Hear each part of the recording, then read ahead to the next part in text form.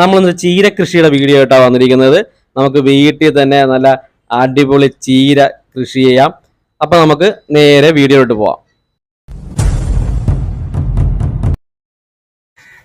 ആദ്യം നമുക്ക് കുറച്ച് ചാണാപ്പൊടിയും കുറച്ച് അരിച്ചേറും കൂടെ അങ്ങനെ മിക്സ് ചെയ്തെടുക്കുക. അതിനുശേഷം ഇതുപോലെ ട്രെയിലായിട്ട് ആ സാധനം നിറച്ച് കൊടുക്കുക. അതിനുശേഷം അതൊന്ന് ഒരു വെള്ളം എടുത്ത് അത് തളിച്ച് ശേഷം ചീര വിത്തുകൾ നമുക്കിങ്ങനെ എല്ലാത്തിലും ഇതേപോലെ ഇങ്ങനെ പാകി കൊടുക്കാം. അതിനുശേഷം അതിൻ്റെ മീതെ വീണ്ടും ഇച്ചിരി ആ പൊടി ഇട്ട് കൊടുക്കുക. കുപ്പി വെള്ളമെടുത്ത് ഇതേപോലെ തളിച്ചു കൊടുക്കുക. ഇത് 2 ദിവസം കഴിഞ്ഞപ്പോൾ കാണുന്നതാണ്. ഒരാഴ്ചയാകുമ്പോൾ നമുക്ക് ഇതേപോലെ ആക്കി കിട്ടും. അതിനുശേഷം നമുക്ക് ഇതേപോലെ മാറ്റി നട്ട് കൊടുക്കുക.